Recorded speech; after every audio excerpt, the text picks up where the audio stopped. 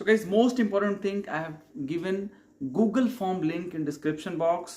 उस Google form link से क्या होगा, आप मेरे साथ डायरेक्टली जुड़ सकते हो। मैं वहाँ पे आपको WhatsApp पे रिप्लाई दूंगा या मैं आपको डायरेक्टली कॉल करूंगा। आप में से जो भी गूगल फॉर्म भरोगे उसमें कुछ बेसिक डिटेल्स है, जैसे आपका क्वेरीज क्या है, कहाँ से हो आप, और आपका कॉन्टैक्ट नंबर क्या है, और आपको जो भी क्वेश्चन है आप उसमें पूछिए। कॉलेज के रिगार्डिंग स्पेशली मैं बोल रहा हूँ, जिनको भी 2025 सेशन में एमी कॉलेज में एडमिशन लेना है, उसके रिगार्डिंग गाइडेंस चाहिए तो मैं वहां पे प्रोवाइड कर दूंगा आपको। So hello guys, welcome back to the channel. Myself Rajiv Ranjan and are watching the aviation mind. So guys, कैसे हो आप सब? होपफुली आप लोग बढ़िया होंगे, मस्त होंगे, बहुत मस्त होंगे। मैं फिलहाल ठीक हूँ। सो यार, आप में से बहुत सारे लोगों का एक कॉमन क्वेश्चन आ रहा है एमी कोर्स से रिलेटेड, यानी कि एयरक्राफ्ट मेंटेनेंस इंजीनियरिंग कोर्स से रिलेटेड, कि जो यासा कोर्स है, यानी कि यासा 147 कोर्स है, और इंडिया में अराउंड 3 to 4 कॉलेजेस ही हैं जो यासा में अप्रूव्ड हैं। तो क्या इंडिया में यासा कोर्स करने के लिए एलिजिबिलिटी क्या है, ये आप में से बहुत सारे लोगों को कंफ्यूजन है।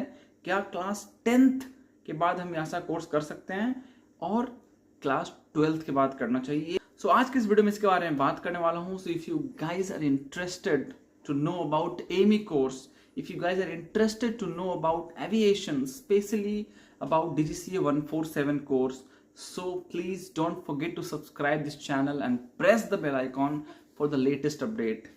So come on, let's start the very important। और हाँ, अगर आपको कोई क्वेश्चन हो, कोई डाउट हो, तो आप मुझे सीधे इंस्टाग्राम पे पूछ सकते हो। So guys, देखो, यासा 147 और DGCA 147 किनको किनको करना चाहिए?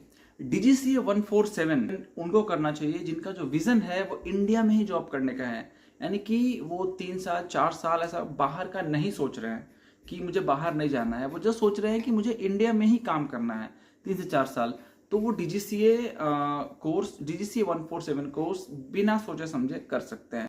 मैं पहले आपको बोल चुका हूँ कि जिनका विजन वो तुरंत अब्रॉड जाना है, यानी कि इंडिया में काम नहीं करना है, अब्रॉड में काम करना है, तो वो यासा 147 कोर्स चूज कर सकते हो। ठीक है। और सेकंड चीज, बजट जो है, अगर आपका 12 lakhs के ऊपर है, then also you can choose यासा course. But this is not our main topic. और मेन टॉपिक इज आखिर एलिजिबिलिटी क्या है। तो भाई ध्यान से सुन लो, ताकि आपको और दूसरा वीडियो देखने की जरूरत ना पड़े यासा के रिगार्डिंग, अगर आप एडमिशन लेना चाहते हो तो।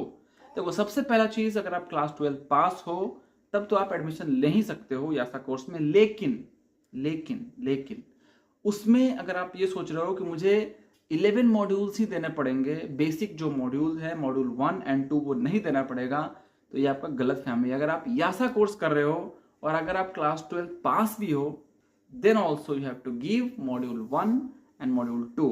आई एम श्योर आप में से बहुत सारे लोगों को मॉड्यूल्स के बारे में इंफॉर्मेशन होगा कि DGCA में B1.1 में आपको 11 मॉड्यूल्स क्लियर करने हैं, और यासा में B1.1 में आपको 13 मॉड्यूल्स क्लियर करने हैं, जिसमें कि बेसिक जो मॉड्यूल है वो फिजिक्स एंड मैथमेटिक्स है।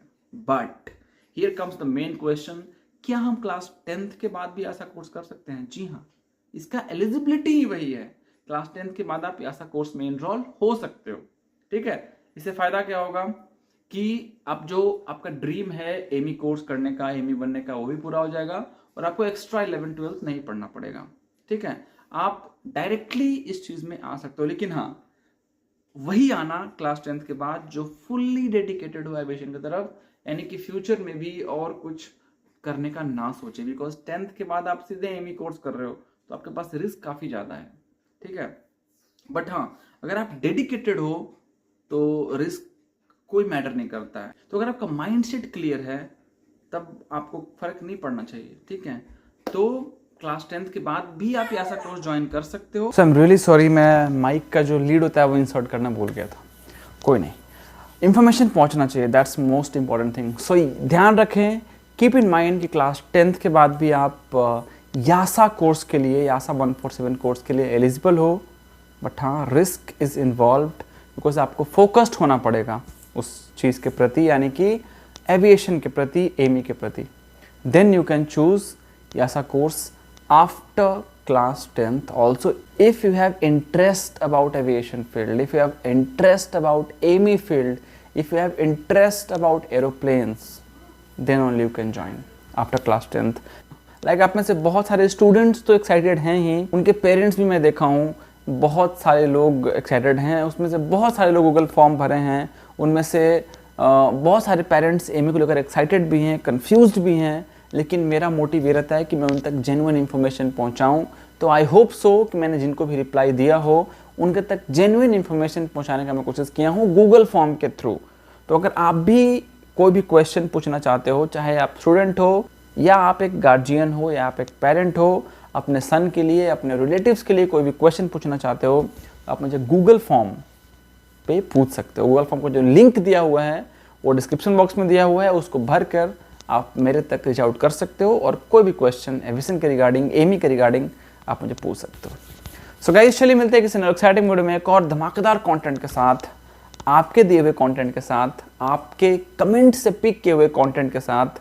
Then do whatever you want to do double, but please don't trouble anybody out there. See you. Jai Hind.